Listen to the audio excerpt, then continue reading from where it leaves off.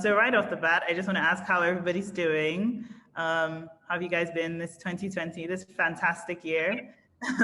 Healthy and alive, thankfully. But let's just know how you are. Giovanni, do you want to start? Sure, yeah, sorry, can you repeat? I was saying, how are you doing? How are things? How's I'm life? doing great. I mean, I'm here in Milano right now. I'm moving. I'm actually with here. The situation is very bad. I mean, as you can imagine, in Europe because of COVID, it's very sad what's going on. But of course, I mean, I try to see it as an opportunity. I try to see things always on a positive side and to do my best to make it work. Now I'm doing between Paris and Milan a lot because I'm now founder of Itaki Paris. It's a new platform and new itinerary showroom that I'm launching between different fashion capitals. So I'm now starting and developing all the operations. And now I'm in Milano, where I'm doing a lot of great meetings with people to develop the business. And fortunately, it's very sunny here compared to Paris, which is unfortunately very sad in these days. A lot of cases, but the situation is stabilizing finally. Actually. And though, yeah, I mean, the European market has been really, really affected a lot. And I'm trying to tell people that even people are just here waiting that things will go back to normal. But what I think is that things will never go back to normal. Exactly. Never go back to as it were before.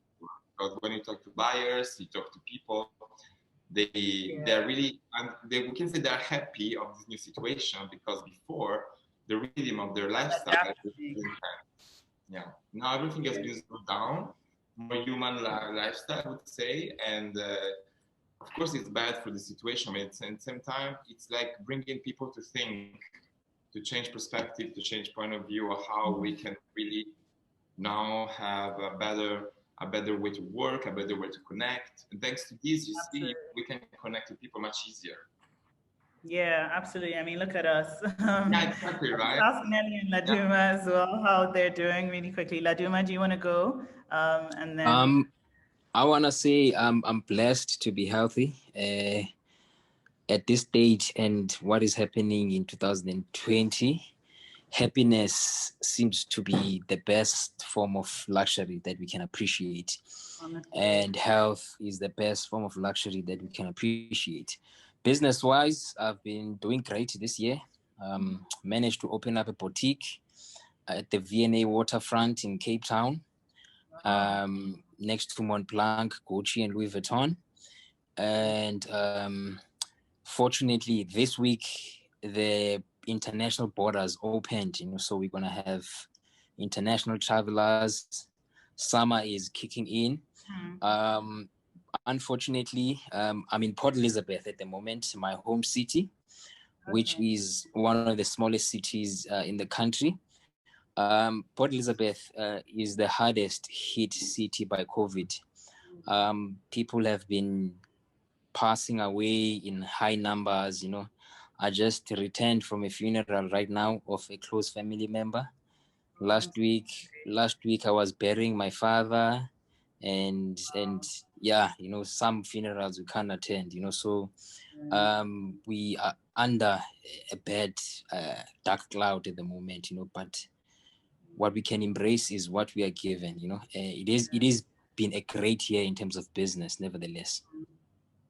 Oh, I'm so sorry to hear that. It seems it's definitely a dark time. Yeah. But we're glad that you're healthy and alive and business is doing well as well. Things to be thankful for. Nelly, do you want to tell us how you are just before we start? Yes. So, first of all, I just want to say, Laduma, I'm sorry to hear that, and my deepest condolences to you for losing your loved ones. On my side, the year has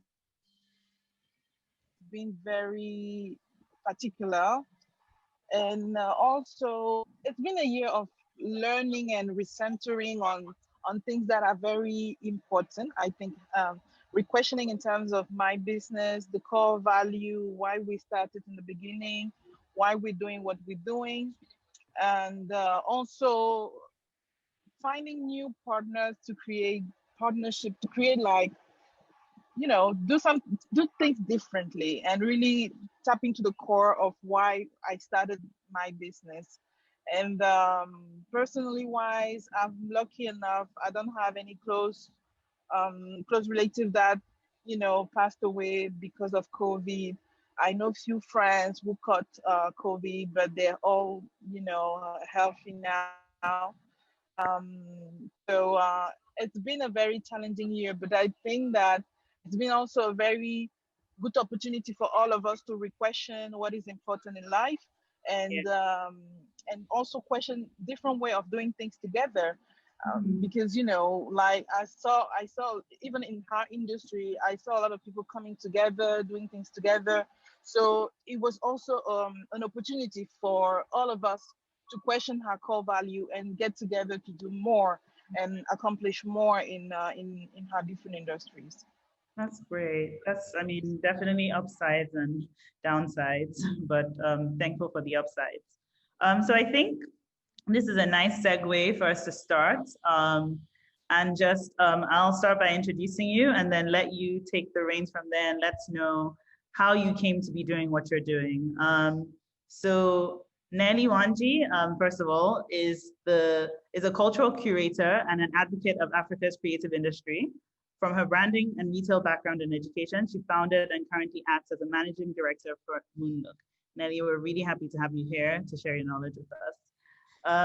Next, I will introduce Giovanni Romano.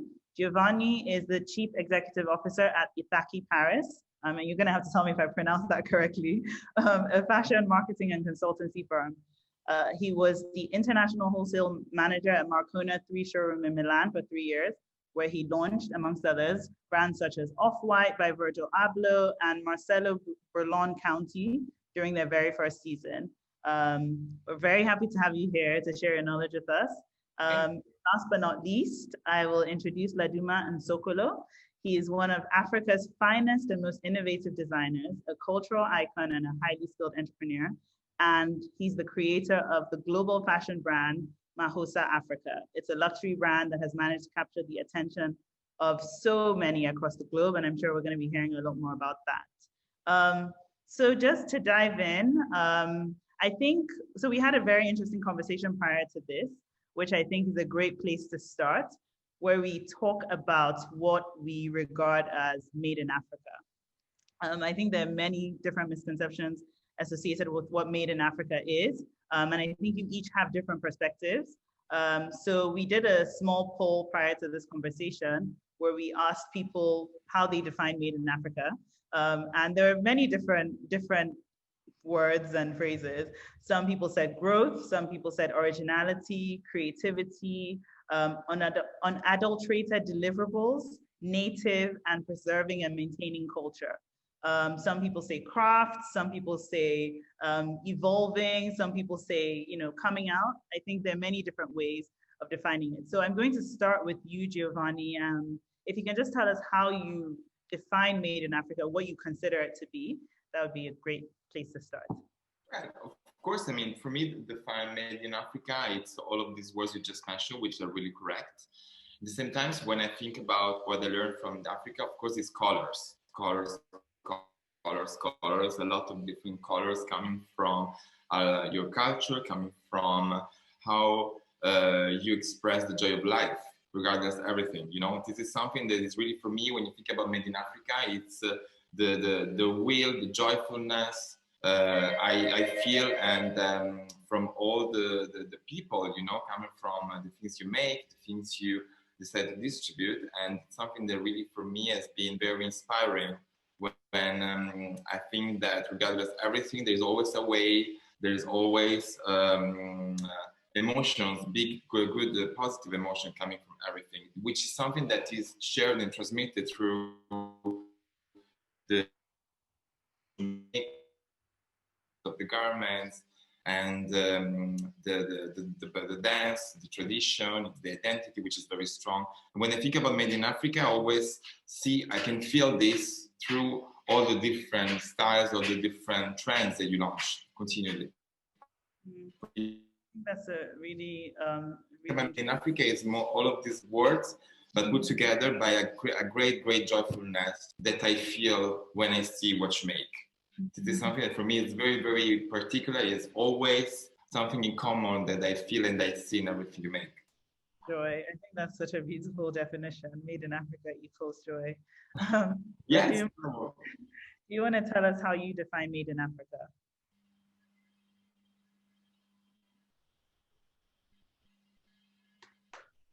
Laduma, if you can hear me, you're on mute. Oh, sorry. I couldn't hear you. So for me, I think that when I define made in Africa, I think that there's a lot of layers that one has to look at. I think one of the most crucial one is the economics behind what the people are saying is made in Africa. Like, we cannot deny the fact that the fashion business is a lucrative business, and wherever it benefits, it adds value to the economy of that country. If the government is confident enough to put that economy up as its GDP, it can only better. You know, I come from a very strong textile background. You know, I studied pattern design, I studied textile design and technology, you know, so I know the engineering and the power that is embedded within textiles alone.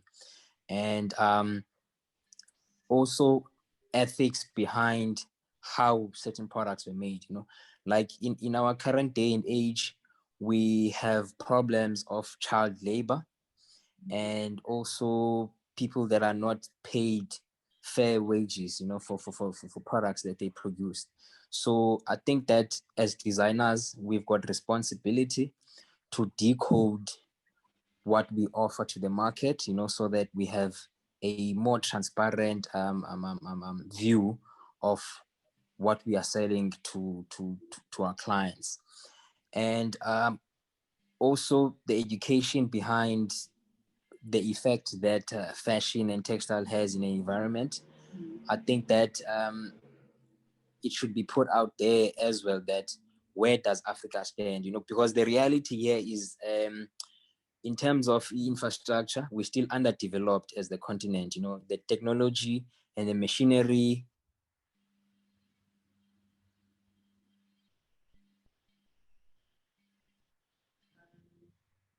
Hello. Is a problem? Yeah, I think you guys. Okay. Yeah, so I was saying that a lot of the technology and the processes that we use is by hand. Yeah. And for me, a lot of things that are made by hand should have a higher price margin. Absolutely. And I think that, yeah, there's a lot of layers, you know, that go into made in Africa. And as Giovanni has mentioned, Africa is a happy continent. Our weather is great. So when people come across our brands and our clothes, they expect to see joy and they expect to see happiness. Yeah. They expect us to capture our continent and our everyday experience. Yeah, absolutely. I think your points built very nicely on each other, where Giovanni is saying the consumer receives joy when they consume made in Africa products. But the question is, how does it trickle down through the entire value chain in such a way that it's sustainable for the nations in Africa? I think that's a very nice, well-rounded definition. Nelly, how about you? How do you define made in Africa? Well, for me, made in Africa is I think, as Laduma said, it has different layers. But the most important thing would be the processes of what is created on the continent, because I believe it's all about empowering our communities. I mean, if we are manufacturing, creating cultural product, creating any kind of product on the continent, then the process of creating those products on the continent make them Africans. And I think that we really have to be careful, because I think like today, 10 years ago, it was fun to say everything, a little bit of African thing was made in Africa. But I think we have reached a level that we have to elevate. We have to be more precise. And if we don't have authentic, concrete like products that are tangibly made on the continent, then we're just using a baseline that is not empowering our communities, because out of all the designers that were saying grow and be out there, we still see a lot of poverty on the continent. So I think we are at this level where we now need to create an industry. We need to create, um, to establish those different layers and to be more precise. And even using the generic made in Africa is fine, but I think it makes more sense for me today to say, like for a brand like Laduma, it's made in South Africa and it's made in this specific region of South Africa. Then we are taking labeling to the next level because we are becoming specified in specific things, you know? And I think that's what makes the difference. Because if you look at globally in terms of branding, when you say made in Italy, people think of leatherback. When you say made in Brazil, people would think of swimwear. When you will say made in Switzerland, people will think of watches and jewelry and high jewelry. When you say made in France, then there's like gastronomy, there's all this French art de vivre that they have created around being French. When we say made in Africa, what does it create in people's mind? So that's why I think we have to be more precise today and say, like Laduma is made in South Africa. This is what he's specifying. He's doing beautiful mohair, and be more precise, or say Aissa Dion is made in Senegal. She's specialized in weaving, and all these specific things that make us stand out in the global arena. Yeah. Then it would be more obvious for people to say, made in Africa is bringing something to the discussion in terms of industries. I know that in terms of culture and in terms of even soft power, it's good today to say it is made in Africa because it's empower Africans somehow. It's bringing African culture to the global scene. But I think we have to shift a little bit to become more precise, more professional, and more specific about what it means to be made in Africa. Because otherwise, I see some people who are not very well educated in what is made in Africa. When you bring an Ankara cloth to them, made in China, they say it's African, but it isn't. So when you will Yeah. bring something else that's made in Turkey, that's empowering Turkish communities, Turkish companies, they will say it's made in Africa. But what does it mean if it's not empowering our economy, empowering our people, and making our culture stand out? So I think now we have to be more specific. I think it's empowered us over the last 10 years, but now we have to be more, Absolutely. precise in terms of branding and processes. Yeah, I think that feeds in nicely to what my next question is going to be.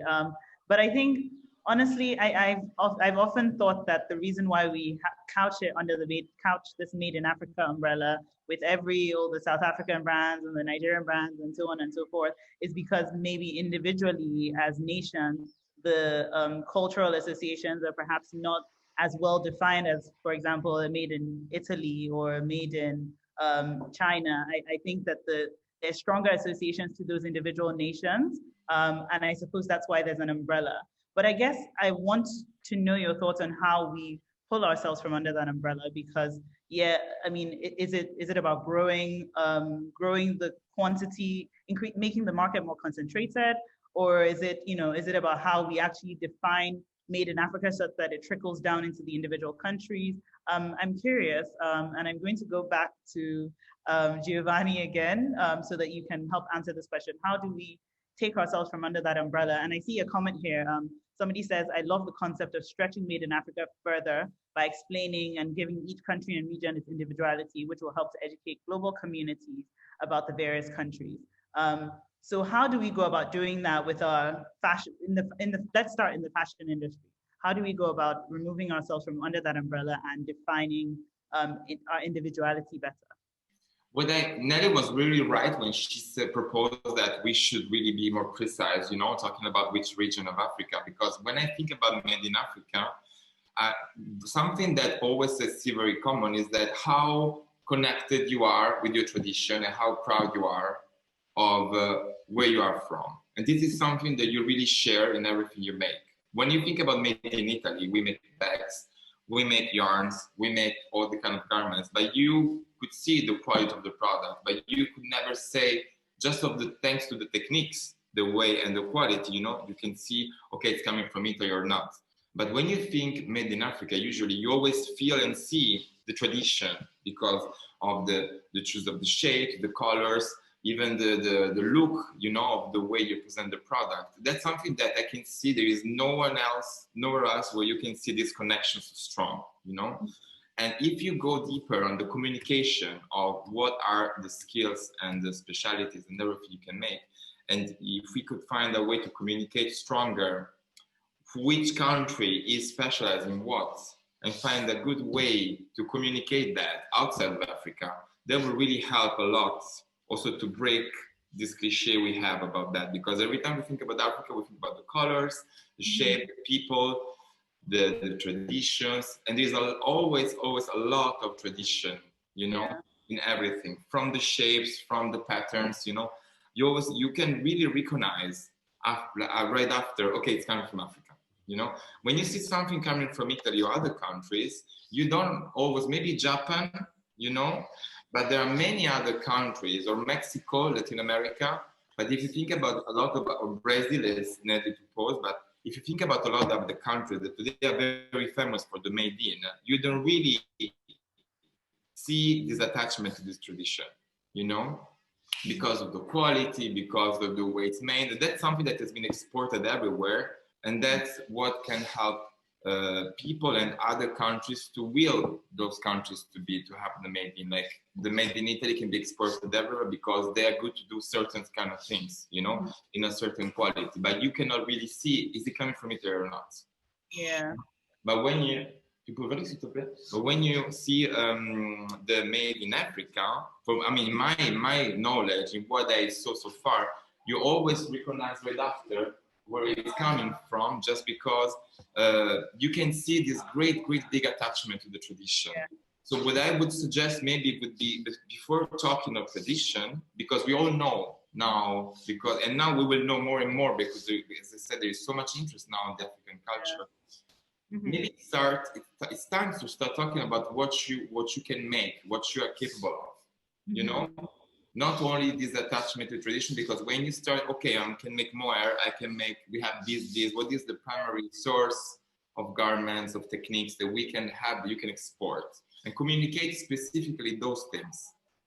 Absolutely. This will make you unique, because you have a lot of things that you only can make in your way, you know, that at the end of the story, when you go to the product, to the final product, you will realize, okay, it has been with those techniques, but you can see every time there's a big attachment, which is great. But in order to export this, to communicate in a strong way, it's important to be more precise and really communicate even the way, the hand techniques, the craftsmanship, something that will make you unique, without necessarily talking about the tradition and the colors and the culture, you know, because every time I see that there is this link, which is very strong. Yeah.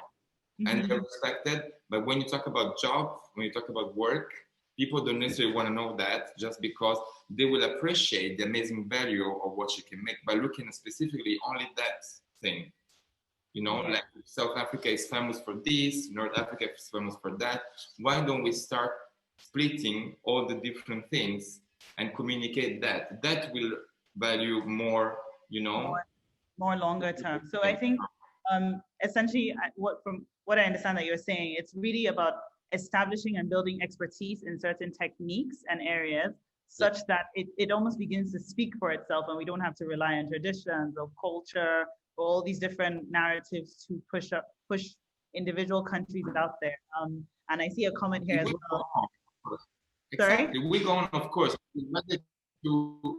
This will go on, of course. You're not talking about all the rest, but if we want to start giving a certain value, we need to communicate and to share, to show people what you can really make, you know, and what's your real specialty, what's your skill, you know.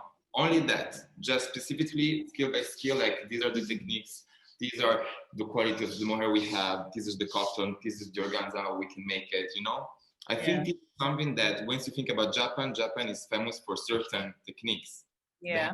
The chimosa, You know, you think about the denim chimosa that's coming from Japan because the only thing, that traditional technique to make that typical yarn, that's it. You know what? So I think this is very important to start splitting because it's too big. Africa is Yes, so much. But if you start going little by little about all those more things that make Africa, yeah. you know, it will be easier for the people to know really what's your power. Absolutely. I think there's been an increased reliance. I think Nelly said this earlier on soft power, the soft power associated with, those cultural elements. And somebody in the comment section says as well, that, emphasizes this point by, talking about the fact that there are 54 extremely diverse countries in Africa, each with different cultures that influence our creativity. So to mesh those all together is to do a disservice to those individualities and the history and the origins of those cultures. Laduma, I would like you to build on this point on how we kind of remove ourselves from under this umbrella and begin to establish individuality as countries. I think to extend on Giovanni's point is that we need to start marketing ourselves aggressively on what we specialize in. Take, for instance, in the city that I am in right now, Port Elizabeth, I was born and raised here, but never knew that we've got the biggest mohair industry in the world. So 80% of the world's mohair comes from this city. Wow. And we've got brokers from Zegna, Ferragamo, and Gucci. They all come here when they want the best mohair in the world.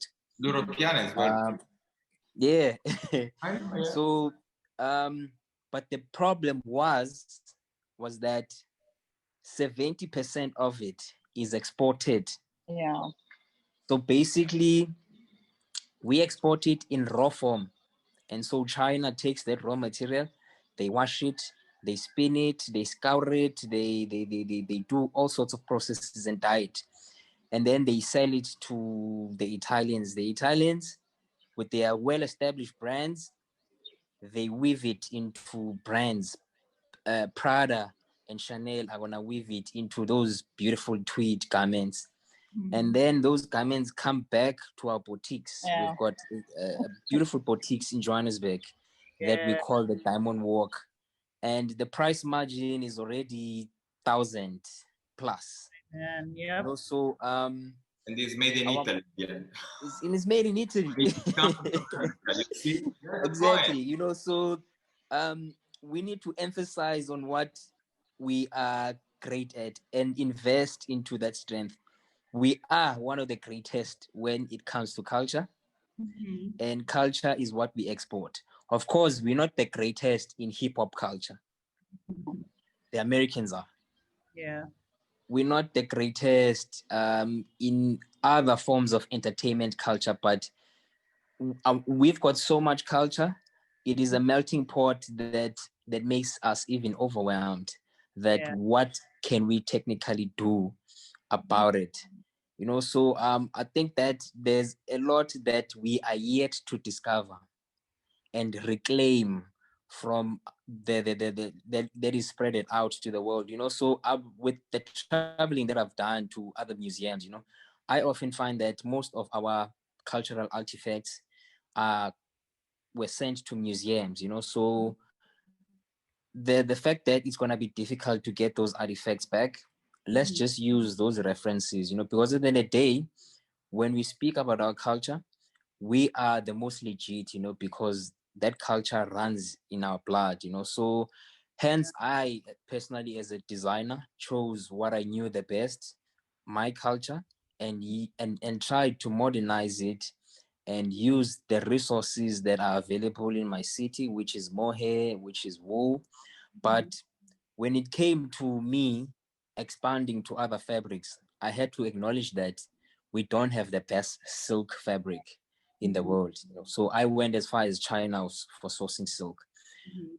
We don't have the best silk and wool blend yarn, so I buy my yarn from Italy, So while I'm in waiting for the industry to develop, let me just take the things that are there. And also accessibility is one of the most important things. Like I always make an example with Alibaba. Alibaba probably stands out when it comes to sourcing from suppliers. And Alibaba, of course, is going to favor Chinese suppliers. You know, I think that imagine if there was an Alibaba for Africa, so that we can get easy accessibility to just supply our services, raw materials, and other forms of resources to the world, you know. It will make things super easy because it's a regulated app. You know, if you don't deliver, they disqualify you. If you are not accountable, if your accreditations are not in order, you get fines. You know, so I think that marketing seems to be what we need to be great at in the continent. Absolutely. I think that's a good point. Building on the techniques such that when we market, there's actual quality behind those things. And somebody made a comment here, considering that we are at the Lagos Leather Fair Digital Edition, what happens to mohair is what happens to Nigerian leather too. And you're so right. If there was, some unit that was able to prioritize the growth of our own businesses and the supply of the raw materials we need within our own continent, then we would potentially thrive a lot more. But I would like to ask, practically, like if we take this to a more practical level, how can we, you mentioned something about discovering and reclaiming our culture and discovering those, I guess the quality elements of those cultural components that we are exporting.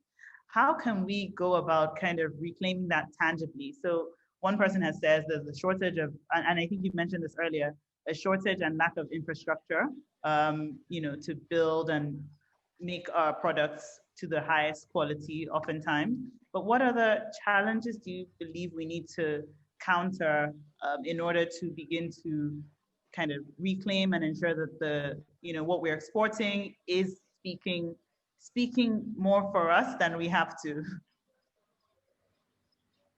So Giovanni, would you like to start? I was thinking about what I think is that the power is nothing if it's not supported and handled by knowledge, by culture, by information, right? So I think that if you have a lot, as Laduma said before, of course, 80% is exported to other countries, and then these countries make the whole finished product to say it's made somewhere else. If you have a way, thanks to the education and information, to have the other techniques, and use the same material, which is the best in the world, and make new pieces made in Africa with that quality standards, with the techniques, because the techniques and maybe the way how to make the final product is something that maybe still we exchange with other countries because every country specializes in all these techniques. But maybe if there was more information about how to make special techniques that you don't need necessarily to sell it to so many other people, and you can make it your own, then it will make the Made in Africa much stronger and much more important to have other countries to want it from you and buy it from you instead of the contrary, because when I talk about I talk with many designers, every day, hundreds of designers. I realize that 80% of designers have no idea about what they're talking about. They have no idea they have no culture about the garments. They have no culture about the techniques. They think they just like that in a few months, because they pay with money, they can buy the success. It doesn't work like that. The thing is that today, when you have a designer that wants to make a brand and is educated properly, and he's going somewhere else to do the school, of course. People are going to Central St. Martin's in London, to Milan Marangoni, where they learn. I'm discovering that now, since I'm collaborating with many schools, even at the school, the knowledge they have is not really that kind of logic that will bring the design to the business part of it. Even if there is a lot of masters on business, but when it's about business, they have to go outside, they go back, and when they talk about the things they're talking, I realize that, of course, with the experience they learn, but it's never something that will make them so proud to invest it in their own country, to make it there. It's like there's sometimes many of the people, they go outside, like from Africa or from many other countries, they're not very happy to go back, and bring that to their country and make their own to help the country to grow, you know? Because if this happens, you have, for example, a kind of Marangoni or Central Samartis in Nigeria or everywhere in Africa, and people would come there. Can you imagine the country, how it would be? It would grow a lot, you know? Like I'm going to Central Samartis in Africa, an equivalent, you know, you can learn so much. And that would make a lot more value also on how special you have in all the techniques you can develop, because there are a lot of techniques. The thing is that people, the first things come from the people. If people are not investing, are not using what they learn, you know, to invest in their own country, this will never help also, you know, the country to grow and to be more famous, because there is a lot which is still unexplored, you know, that's now gaining a lot of interest. And I wouldn't be surprised if I would discover that someone who's not African would develop amazing brands, amazing techniques there, and you don't know that. You know what I mean? So because that's something what I'm learning, what I'm discovering, because there is so much interest now that that there's now that risk of, you know, having. And it's like even from Italy, you know, you want to go to school, of course you go to London. You go every time you go outside, you know, because you want to run away. But who is coming back after everything you learned? Can you imagine how much you could bring, you know, to the country if it's used constructively in the country itself, you know? So this is something that if it happens, you know, and a lot more people, or there would be investment on school education with good professors that would go there, you know, because now even my friends working for Azalea, working for Chanel, they're now asking me, Giovanni, I want to go to Africa to live. What? Really? Wow. That's amazing, you know, and the people with that such great experience would bring that. Wow, that would be amazing, you know, because it would really help to give the value that Africa deserves, you know. The people are the first to believe into this and to invest into the continent, you know, to countries. Hence, I believe that this will really help change things and break also the cliche a lot. I definitely agree. I think education is key, absolutely, but also how that education is feeding into the creation of homegrown techniques that can be exported, that can be used to make production more sustainable at home. And I think that the point you just made about, you know, having people come in from abroad and coming to own segments of the industry, I think there's a fine line there somewhere where, you know, on the one hand, it's great to have people come in and tap into, you know, the elements and the techniques and the interesting parts, interesting segments of the creative industries. But on the other hand, you know, when they take that away, you know, we then have the conversation about cultural appropriation and where does it end? You know, like where's the line? So it's a very hard one, and I, you know, like I even wonder whether that is a problem. You know, is it actually such a problem that people are giving more? Does it matter who's giving visibility? Is the question. And I think that that's something. I think it's Laduma. I would like you to kind of talk a little bit about that, because I know that you have an interesting experience in this regard, and I would love for you to first of all share that story. With regards to appropriation, but also then kind of talk about how, like Giovanni said, how we can practically begin to create the identity, the long-term identity and sustainability of our creative industry ourselves. So over to you, Laduma. Thanks, Sumi. So for me, when I talk about appropriation, you know, like I like to reference the fact that the way that we dress like in the modern day is not how we traditionally began dressing up like, you know, like I'm wearing a suit jacket and a golf shirt, which is a classic silhouette. So for me, I always try to remind people that there were people that came with these styles to us. We were forced to dress up this way. If you wanted a job, you had to dress up in a suit, etc. After we got freedom, we had a choice to change back to our traditional attires or modernize that. you know, so we didn't do that, unfortunately.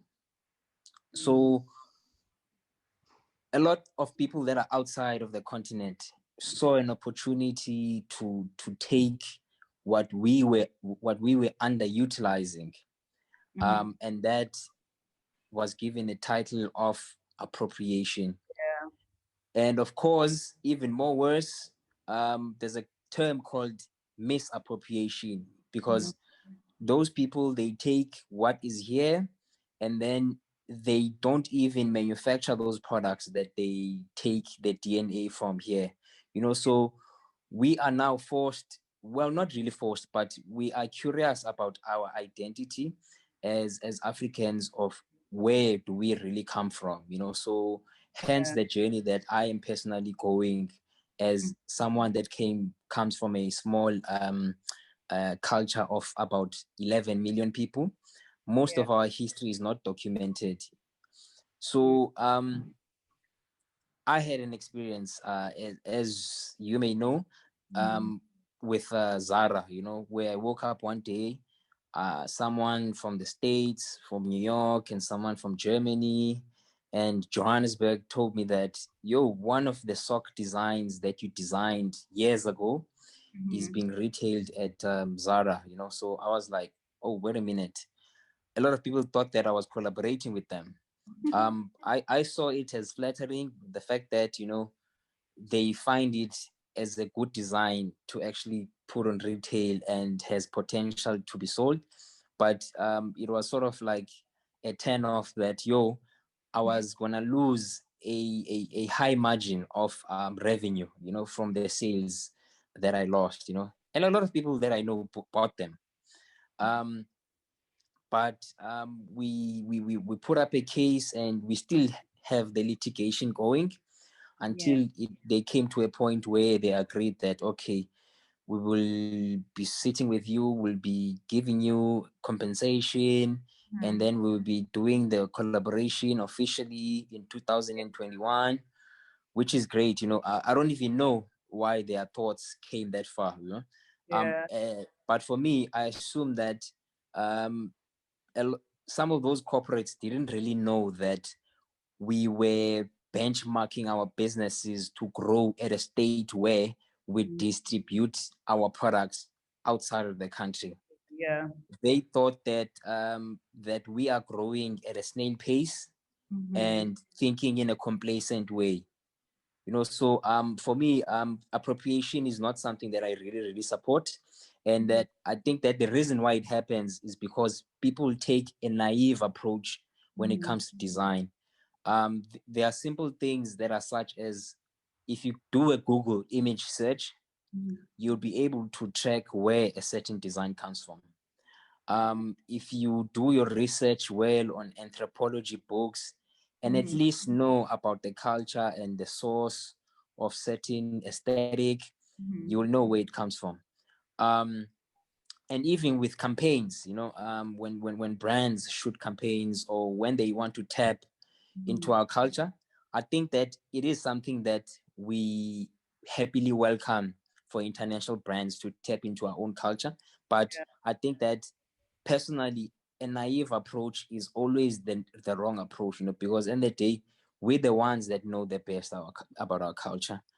We also want the economic benefit, you know, so we've got stylists. So if you are shooting a campaign, at least use a stylist from the culture, you know, so that you know that you don't create blasphemy when you style it, and you give the culture the respect that it deserves, and have good intentions of preserving that culture, so that it doesn't become a trend and then the next season gone. You know, at least build a museum or do a goodwill gesture to help the people preserve that culture. You know, I think that the point that I'm trying to make is that we also do, as local designers, take heritage aesthetic from abroad, and that should be the case with them as well. But it must be done the right way, you know, because at the end of the day, we are all human beings with different cultures. If we tap into the cultures of other countries, we make sure that we make the best form of research, so that we don't get criticized on the market. Yeah. So I mean, I think that's a brilliant point, and that's what I kind of meant by it does give visibility, but if it's being done in the right way, in an accurate manner, in a way that's reflective of the actual culture. So now, Nelly, I know that you have a brand that's based in Paris, and I wanted to understand how the Made in Africa perception, or because it's African, your focus is on African brands and African fashion. How is that received in, like the fashion capital of the world? And how is that received? And, are there things that you've seen that we can adopt as, I guess, as African brands and, sub-African brands? Are there things that you've seen that we can adopt to help to deepen our cultural exports? Yes, I think what we tend to forget is that we are unique. And when we go global, we try to blend in. We shouldn't try to blend in. And from my experience, bringing African brand to Paris, specifically in the neighborhood where they were the highest fashion brand, people are looking for that, for authenticity, for something exceptional that they will not find at Chanel, at Prada, at Dior, at all these big houses, because those big houses are about something else. Yeah. So I think we are undervaluing who we are, and then it reflects on what we are doing. Because I see a lot of brands, usually when they arrive on the global scene, they try to blend in. And the really few brands who try to stand out are the one people are looking for. And for so many young designers, they tend to forget that all those big names became big names because they were doing something singular.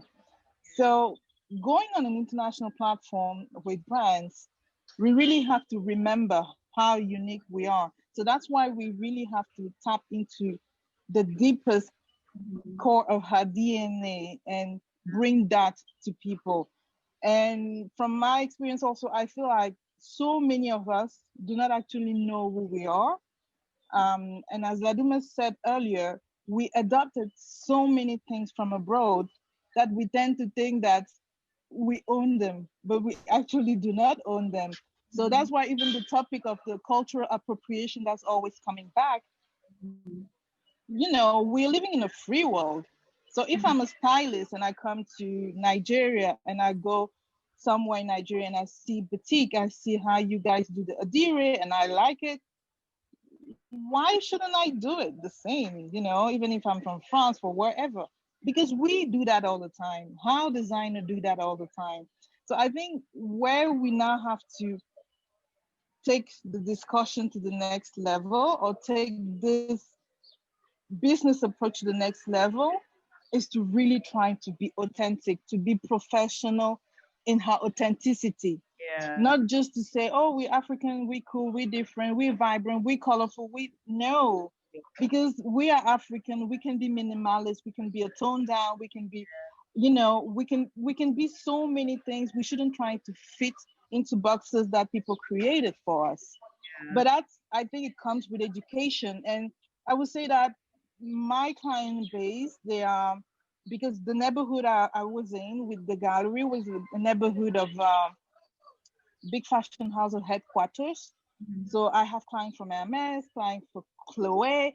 I mean, they're actually the one created the thing that African people in Africa want, but they're not buying those things. They're buying things African people are doing, and it's our job to show how exceptional we are. It's not their job. I mean, even if they come to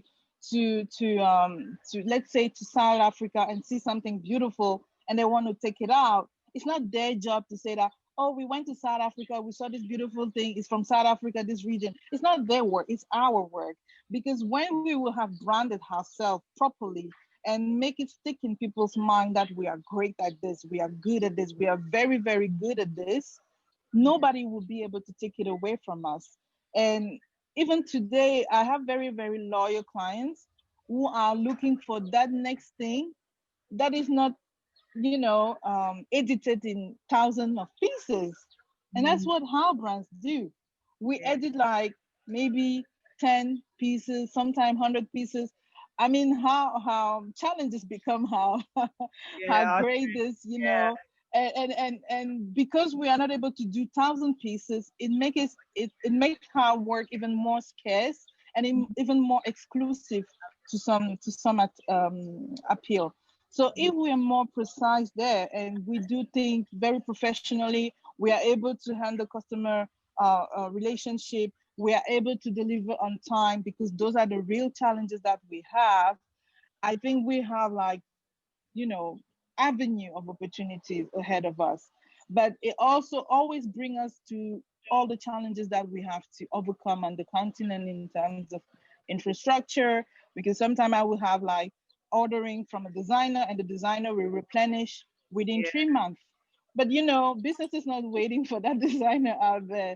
So I think international customers who are very savvy, who are very looking for exceptional things, refined things, unique things, they are ready for us.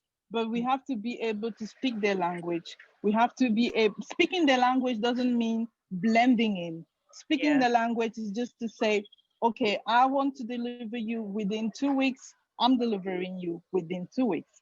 Or yeah. no, my process takes 4 months. I'm gonna give it to you in 4 months. But Mhm. to have to be precise about that, not to just, oh, we will see, because that's our African thing. We will see how it goes. But Yeah, I think that's our challenge, and as much as we will be authentic, exceptional also into like being more refined, yeah, looking into the details, doing proper quality control. That's what international customers are looking for, and mhm, the most wealthy ones are looking for that. That's why our opportunities are very, very tremendous, and we have to, you know, figure out the way to financially back our dreams and back also potential to create more things for the global market. So that would be my take on that.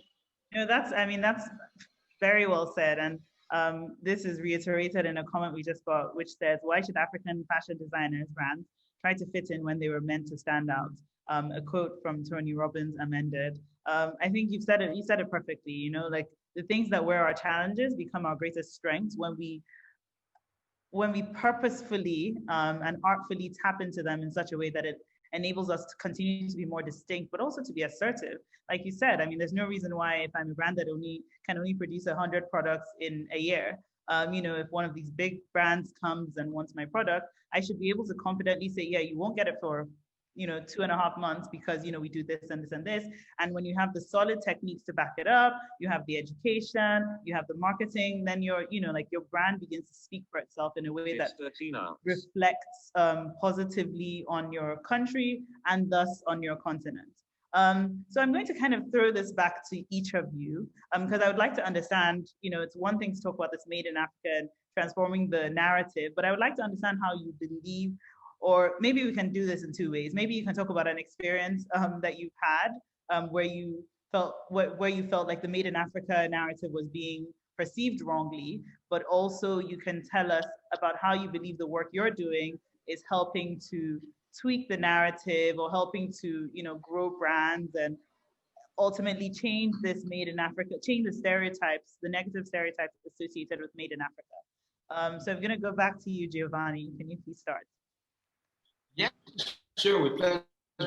Well, me, I founded this platform, Taki, which is inspired by the Greek mythology.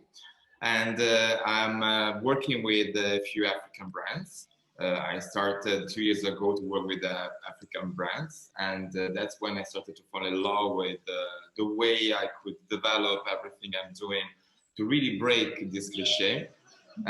What I'm trying to do now is with the platform I'm doing is that I want to give visibility and I want to talk about the people in a very unique way where I want to really boost the DNA. I want to take the DNA, the real DNA out of the brands in a way they can really find their path through digital by doing international operation, where it's Tokyo to Shanghai to New York.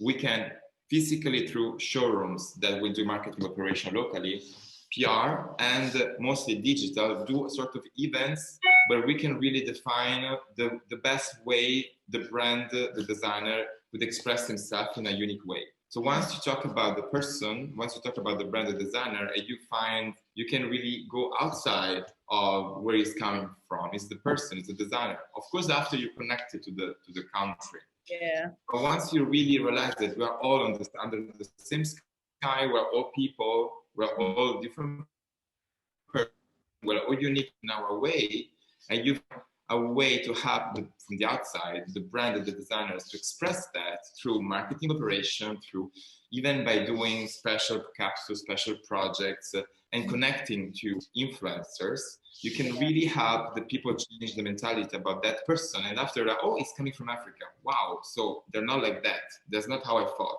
Because at the end of the story, we're all the same. Or we can be unique.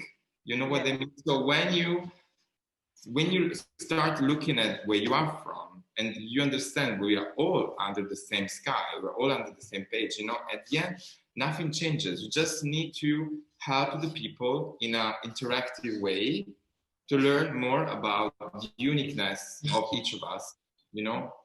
And after you realize, after you can change where it's coming from, it can be Italian, Sicilian, Japanese, Asian, but this person have passion, have taste, have something that will make this person unique. And I'm trying with Itaki to really find the best way to communicate that, to sell that, to place that to the top stores, you know, by finding a unique way for each designer. Like each designer needs a unique way of marketing, of distributing, or even placing the product. It could be B2B, business to business, directly to the wholesale stores. It could even be now even stronger by talking directly to the final customer. And by doing this through amazing operation that I'm trying to develop with artists, singers, big medias, you know, thanks to that, you can talk about the person, the brand, and find a storytelling that where we can all connect, you know? And that's you will realize, okay, it's coming from Africa. Wow. Yeah. You know, that's just a consequence, and that's I think how I'm trying my best to, with this new showroom I've launched, to do this kind of job. Yeah. So it's kind of blending in, you know, the actual work that's done with how it's being communicated globally, and how that uniqueness translates, I guess, across a global landscape that is increasingly becoming more unified, holding onto the uniqueness, but joining in this larger stage. I think that's beautiful. Laduma, would you like to go next? Just tell us. I'd like to actually say on my side that I want to popular in my culture is that when you say that you the man, it doesn't mean that other people look at you the same. I think which goes the same with product as well. When you say that you are producing a high quality product, that doesn't mean that people think that you are producing a high quality product. Like, for instance, it holds more weight for people to say that Virgil Abloh is a great designer than him saying so. So with that said, you know, like in my business model, we never mention that we produce good quality pieces. We let our customers criticize us. And if we really did a great job, they will tell the next customer. And that is the credibility that we've been relying on, especially when it came to export sales that we get online and from the pop-ups that we've done with other boutiques. And that has helped us get recurring customers. And as far as the Made in Africa brand and how it's perceived, and there's a misconception that I get locally and internationally, which I think that is very crucial for a lot of designers in Africa. There's a misconception that we as African designers, we prioritize the overseas market, Mm. because the overseas market has better profit margins. The revenue comes in euros and dollars and pounds, which in my case, I think that we shouldn't, Yeah. because the reality is that Africa is growing as a continent on a daily basis. Mm-hmm. We are getting more and more middle class, wealthy families who are buying into luxury pieces in high volumes. Most of them buy them overseas, still buy them overseas. So as a designer, our growth plan is basically focused locally here within South Africa. Yeah. Unlike other countries, South Africa has Zara, has H&M, has Gucci, has Louis Vuitton, has Prada, and multiple other high-end brands, which then means that South Africa is open for business. So why should I be running outside of South Africa? So the ceiling that we want to hit before we look outside, and actually we want to make as much mistakes locally before we go and before we make attempts and lose our reputation outside of the country. So I always recommend to my fellow designers is that let's at least hit a revenue, and wait patiently for 10 years if you have to, and hit a revenue of 10 million euros from your local business. Yeah. So that you can have the right resources to pay showrooms to distribute your products very well. If boutiques don't have an appetite to pick up your collection every season, look at opening up your own boutiques, and secure business properly so that it becomes sustainable, and do it the same way that high fashion houses have done it in the past. Of course, we have to innovate our own ways of placing ourselves in the competition and competing with other high-end brands. But it had to take us here at home having confidence in Made in Africa before we expect people that are outside of Africa to have confidence in what we're making. Yeah. We had to change the perception of our own people of saying that, no, you cannot price your product at a certain margin, because you are not Gucci and Louis Vuitton. You haven't been trading for 100 years. You haven't, you can't speak French.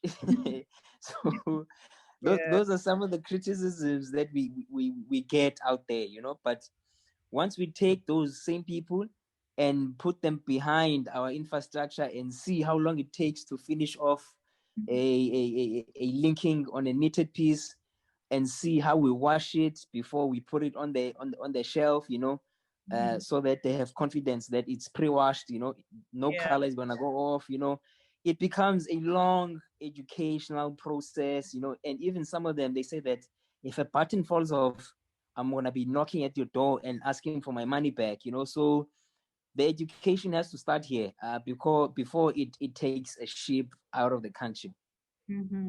I think that's so well said. I mean, make as much mistakes locally so that you can hit a ceiling and then go on to the global stage. I think that's very beautifully said. And I think ultimately it then, that education trickles into other smaller brands growing up, because then they have more growing local brands to benchmark themselves against. And somebody here has a comment for you, Laduma. Great to hear that you're focusing on growing your brand locally. We have to change the perception of Made in Africa at home before the world positively sees it in a positive light. So now I think I'm going to pass this on to Nelly to answer the same question and how you have been doing this. Yeah, please go on. Well, on my side, I'm going to emphasize a little bit about what Laduma just said. The fact that we are too much focused on who are looking at us instead of what we are doing for ourselves and our communities.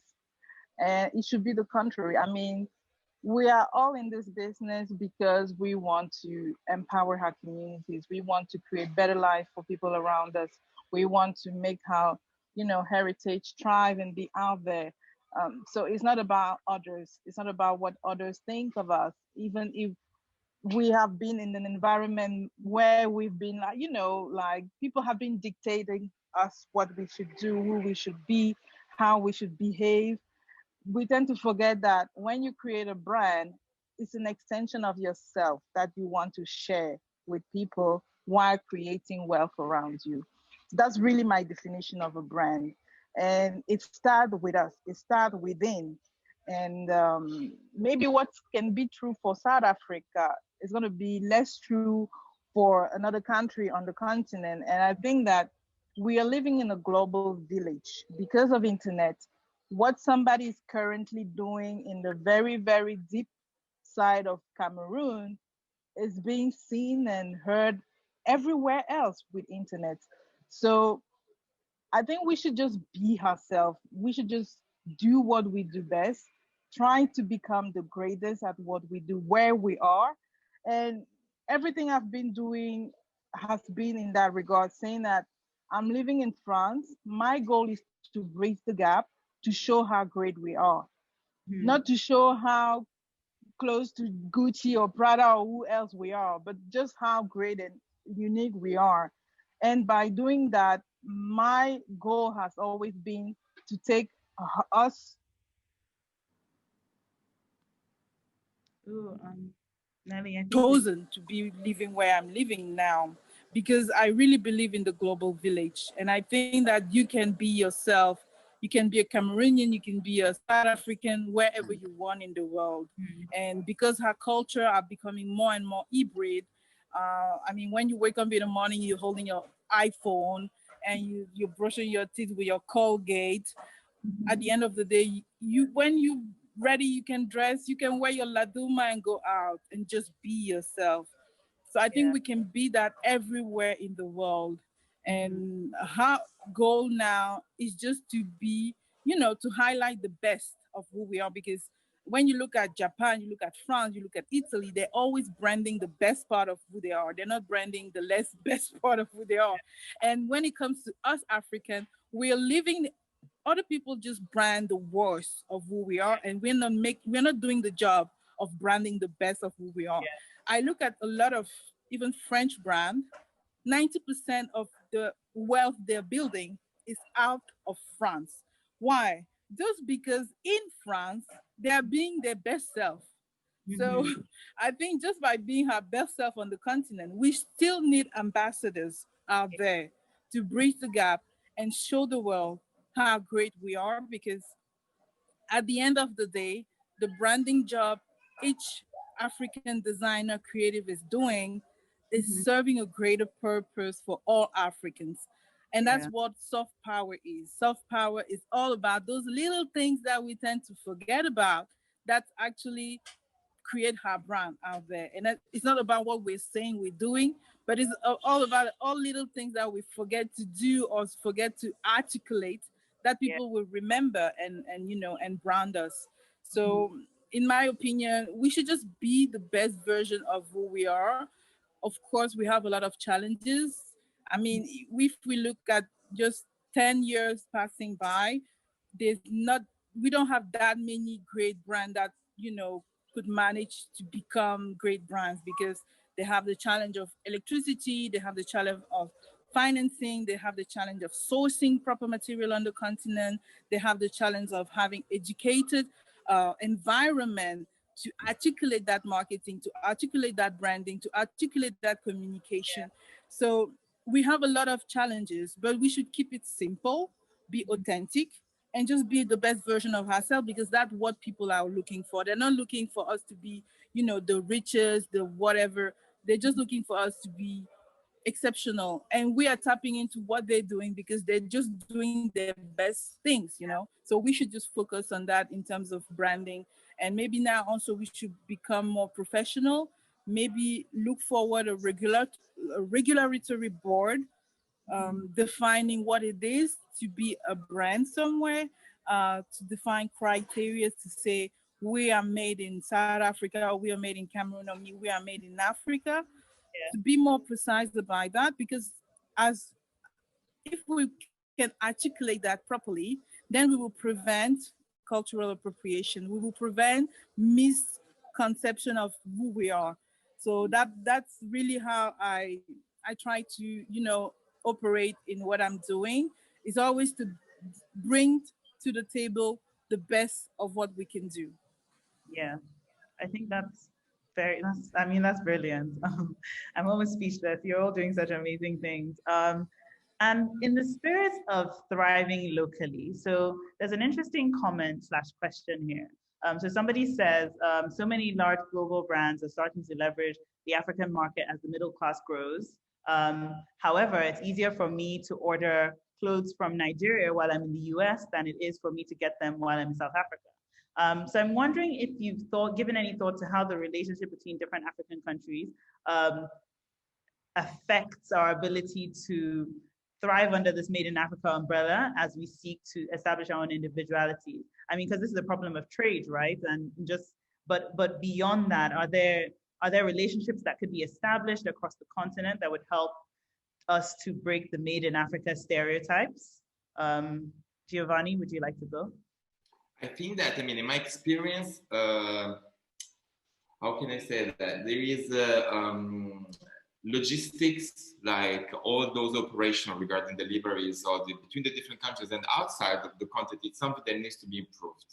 Needs to be improved a lot. That's under my experience. So my experience with, also by talking with many people, by talking with many businesses, there is, many people need more, how can I say, to educate more or to inform more about how to do a proper job in terms of exportation, importation, calculate the prices, a lot of small operations that would help the brand to export better outside of Africa. That's something that I'm trying to help now with all my contacts, with all my partners, also in terms of logistics, because the power is amazing. There is a lot that can be easily solved by just having good partners that can help, many business in Africa to export better, how to do things in a certain way that can really help these brands to have a better image, to have a better, because brand is great, the identity is great, but it's nothing if it's not supported by services. Yeah, of course. The services is something that today is going at the same level as the strength of the identity and the quality of the brand, because you can offer something with the quality of Gucci, but if you don't deliver properly and you don't deliver on time, it's not good. The brand will die. Yeah. One season, not even. So that's something that today I'm learning that is super important. There are huge logistic companies that are taking care of it, but they are expensive. They can be very expensive. So I think that this is a point that needs to be discussed and really developed a lot, because once this can be improved, it's even a kind of Amazon or all those like shopping services that can be done from all the African countries to outside. It's an amazing power that can be developed, an amazing result can be brought. Yeah. So this is something that I think that I'm learning really needs to be developed in my experience. So I work with certain brands, even as a final customer, and I'm realizing that this is something that really also the brands need for help.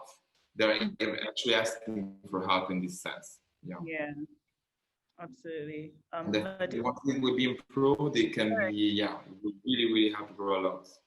Yeah, no, I definitely agree. I think that there's definitely a lot of work to be done, and I don't think that there are any clear solutions right now. But I am curious for Laduma, who runs a fashion brand, if there are ways you have been able to collaborate on the continent in ways that kind of build on what Giovanni is saying about thriving as, joint entities as opposed to individual entities struggling alone. I think for me, as far as African business, we still have a long way to go in order to trade within the continent. What Europe has done great as the European Union, we have to learn from that, and learn that logistics is one thing that we need to get swift within the continent. We do get a lot of appetite from other parts of Africa of people that want to purchase our product, but problem is those customers don't have confidence instilled within them of they don't trust their logistics of their country. I do trust South African logistics. We do our logistics very well. Even our customs is swift, but to get product to another African country is always an issue. I think that it's gonna take a businessman with a vision to actually unlock the business movement within the African continent. We've had great success studies with other brands, such as there's a brand called a company called Nespas. So Nespas owns a brand called DSTV. And DSTV is distributes multimedia within the continent. It is a brand that comes from Cape Town. Most of Nigerian TV that I've seen, DSTV is everywhere. MTN is everywhere. And those are both South African brands that have proven a great track record in East Africa, in West Africa, and Southern Africa. Because there are businessmen that are visionaries behind them. So I think that in the design and fashion space, we as designers, we have to actually roll our sleeves and decide that we're going to invest in logistics company and put together our resources. We're going to invest in manufacturing companies that are specialists in certain fields, so that business can be swift within the continent, because there's a lot of money. There's billions of dollars that are going out of the continent that could be circulating around, So most of the collaborations that we're doing are actually local. We haven't explored collaborations outside of other African countries. I think once we've hit that ceiling, we will definitely be pressured to start building connections with Namibia, with Lesotho. We have two countries that are landlocked in South Africa, Swaziland and Lesotho, which are also manufacturing companies. Chinese people have factories in those countries. Some of them produce Levi jeans, they produce Tommy Hilfiger, but most of those products, they get shipped to the coast, Cape Town, Durban, and Port Elizabeth, and they take long ships to Europe and America. So still a long way to go. But I mean, from what you're saying, it sounds like collaboration is a fantastic step to kind of overcoming some of these challenges, coming together to see how collectively brands and businesses can invest in certain spaces so that they can help it to work for them as opposed to against them. And I think we have a question here that maybe, Nelly, I'm sure Nelly, I would like you to address this topic of intra-continent collaboration, and then we'll move on to the Q&A. A few questions have come in. Yeah, I think the intra-African trade is not as developed as it should be, because most of us, we do not know each other. I mean, like Africans from, let's say, Cameroonian or Ivory Coast, Senegal, Nigerians, even just Nigerians, just very close to Cameroon here, we do not know each other. So one of the biggest gap is the trust issue. We don't trust each other. We don't trust working with each other. And we have to be able to overcome that, because if you're doing something in, let's say in Tanzania, I'm doing the same thing in Cameroon, we should get together. And we don't have that kind of organization as maybe a union or something that kind of solidify our relationship, maybe bring us together on a yearly basis so we can discuss our challenges, we can maybe address our challenges together, or maybe we can create a lobby to this, to, you know, to trying to.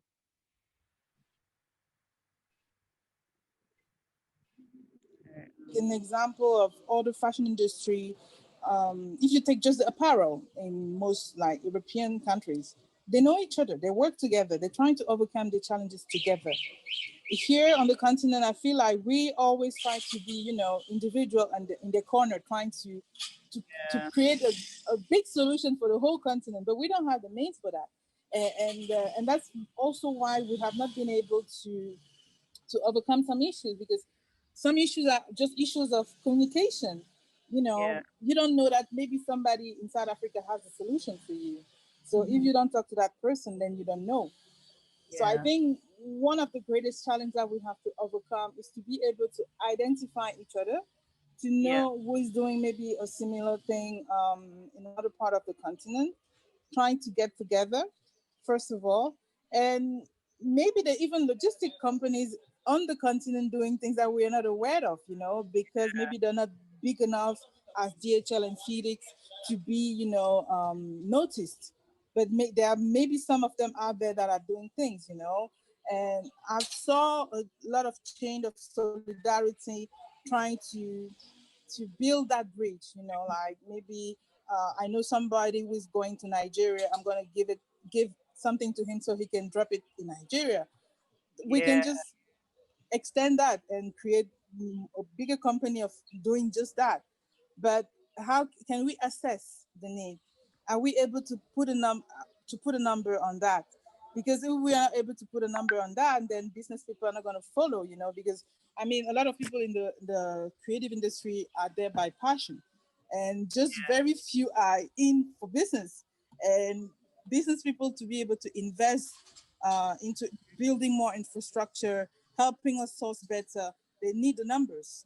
And even just the numbers for the continent, do we have them? I don't think we do have them. Do we know how good individually and maybe collectively we are performing? We usually sometimes have few numbers from Euromonitor, but how can Euromonitor know what's happening in Africa? I mean, like, I mean, they cannot know what is happening in Africa, you know. They do extrapolation of a lot of numbers and they come up with a number and then they give us a number. But I mean, I don't trust those numbers. Absolutely. So I really think we have to know each other, come together, maybe be able to come together on a yearly basis, come together all on the table with her numbers, her challenges, her opportunities, and her goals for upcoming years, and just say, okay, me on my part, I can do this, you can do that. Let's try to do what each of us are great at, and you know, open each other to each other, because even sourcing some material on the continent is a challenge for a young designer, because they don't know, there's no directory of maybe manufacturer of kente in Ghana. There's no directory of manufacturer of manjak weaving in Senegal. So if we don't even have that to begin with, it's going to be very difficult to be able to kind of interact on a more dynamic approach, I think. Yeah. And a comment just came in for you, Nelly, as you were talking. Somebody says, Nelly, you must do it, and now is the time. No one else can make it happen. Let's shift our focus and our mindset. Yes, you are right. Research and find your business soulmate. I think that's absolutely, absolutely key. And then to kind of bring this to an end, so one of the questions we got here is from someone who's starting a business and would like to understand how they make this brand grow without spending too much money. And in the spirit of, you know, small businesses kind of starting out, how do they, for instance, you know, begin to create that narrative or build on that narrative? How do you believe that small up-and-comers can build on that narrative or counter the negative perceptions and stereotypes that have been established? In my experience, what I can suggest is that, first of all, before fashion, we need to realize that this is a business. Yeah. So starting a business with the idea that I don't want to spend too much money, don't start it. Honestly. Because after many years, I saw so many brands that think that without spending money, they can gain a lot. of success, or they can always find tricky solution. I give you this, you give me that, I can help you with this. It can work, but then that's not a principle that I would suggest to start a business with. So if you want to start a business, you want to make your own brand, you want to do shows, you need to invest something. Something needs to be invested in a way that needs to be used not only in the first season, but at least for 2 or 3 years. So you need to think that how a business can run even without having a lot of incomes for the first period, because it's a business. So you need time to make it work, to work on the image, to work on the brand awareness, to work on many aspects that of course need money. So it can be someone that already has connections that of course can help, because friend can always happen the same, which is great. But if you start a brand, don't do it already thinking, where should I go? Because I want to spend as less as possible, because those would make you not the wisest decision. So go where you want, where you have to go, spend what you have to spend, do something that is constructive in the long term, and think that it's a business, that you need to prepare a business plan that has budget-wise something that will go and run by itself at least for 3 years, because that's something that's how I saw so hundreds of brands dying after the first season and closing after the first season, because they didn't have the success they expected. It's not about expectation, it's about consistency, it's about perseverance. It's about keeping on believing on what you do, even if it's not going well in the first year, it's fine. Just unless you're, as Nelly said, unless you're authentic to yourself and you go where you have to go and you spend what is good to spend, it will go well. It will go well. So just need to be, authentic. And of course, I suggest that really this kind of principle, I would really suggest not to start in this way, because it's not going to bring anywhere in the long term. Yeah. I mean, I guess that makes sense. If you want to make money, you have to spend money, and be ready to spend money. Laduma, what advice would you give to up-and-comers who are trying to build on this made in Africa narrative and stereotype, or positive stereotypes? Can you rephrase the question again, Simi? So I'm trying to understand so we have some questions from small businesses starting out and kind of asking how they can thrive. So the question was, how can I have a small business and very little money? How can I start without spending too much? Or how can I make the brand grow without spending too much? But in weaving it into our conversation, I kind of wanted it to be a bigger question in how can small businesses start out and with the consciousness of building on this made in Africa narrative and changing the stereotypes that have been established. What advice would you give? I think that Giovanni has given great insights on the starting business with the right intentions. Always works. I highly believe in growing a business one by one, like at least please one customer without spending much, and take it from there. In my case, for the first few years of my business, like for the first 3 years, I only had 5 customers, and they kept on coming back, mainly because when I began the business, I quickly realized that I am in the solutions business. People are coming to me to vote for me with their money so that I can give them a solution. The solution was simply, they wanted an African aesthetic that they could relate to, but that is modern, because we live in the modern times now. So start with that and start changing their perception, because people have expectation. At least make sure that you exceed their expectations, because every customer that you please becomes a patron and an ambassador that you don't have to pay off your brand. Make sure that they are happy, call them a few times and ask for feedback. You must be open enough to be criticized, because Customers are not your mother.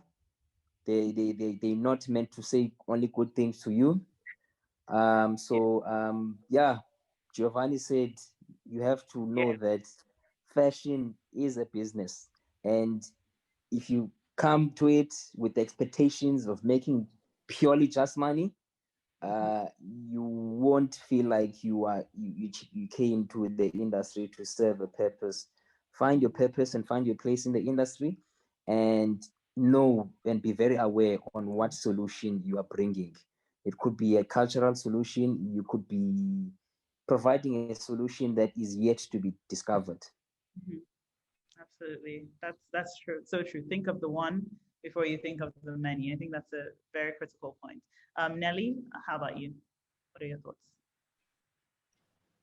You're on mute. You have to. Sorry. I think Giovanni and Laduma said it all. And you cannot be willing to be in business and not spend money. And the mindset that somebody should get in business with is not how much am I spending, is how much that spending is going to bring me at the end of the day, or am I investing now for tomorrow? And if yes, how long am I ready to invest before I can cash in? And sometimes, as Aduma said, you can be investing for 3 years and nothing is coming in, but only your purpose can keep you doing the same thing, you know?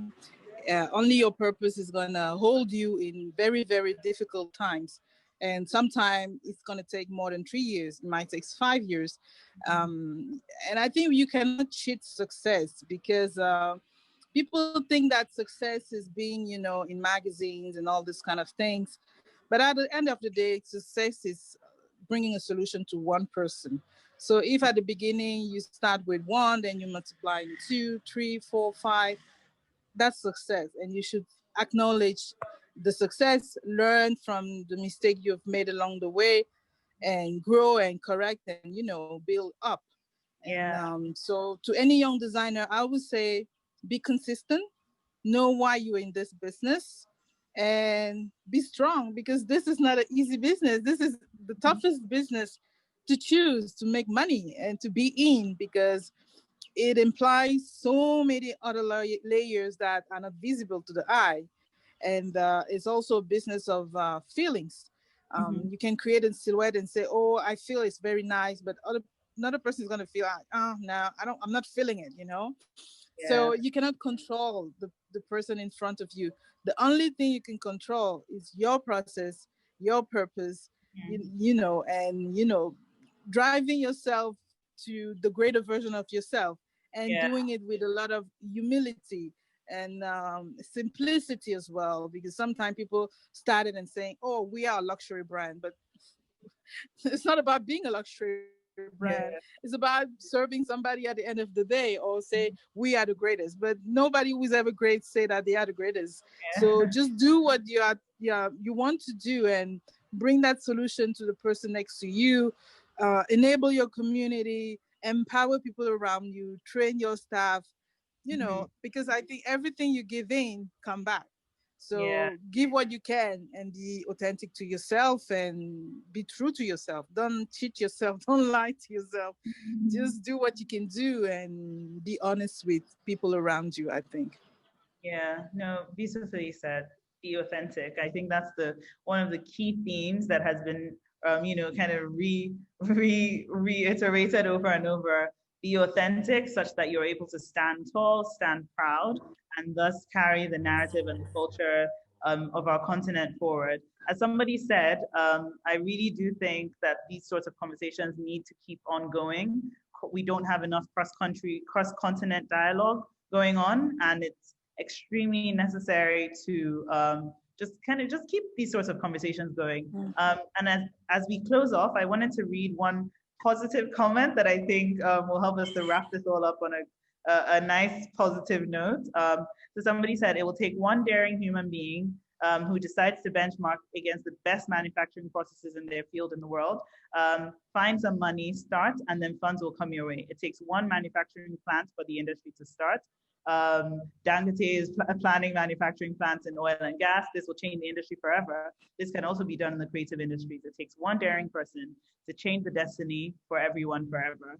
And I think what we have reiterated is that one daring person has to come together with multiple daring persons so that we can actually make a difference. You know, when they say, Exactly. you want to go far, go together. If you want to, you know, go not far, go alone. But yeah, I think that's a great closing point to stop on. I wanted each of you to kind of just in one line, if you had to sum up how brands can today build on the good, you know, what can I do as a brand to build on the good? And if you can just sum that up in one line, and then we can let everybody get back to their days.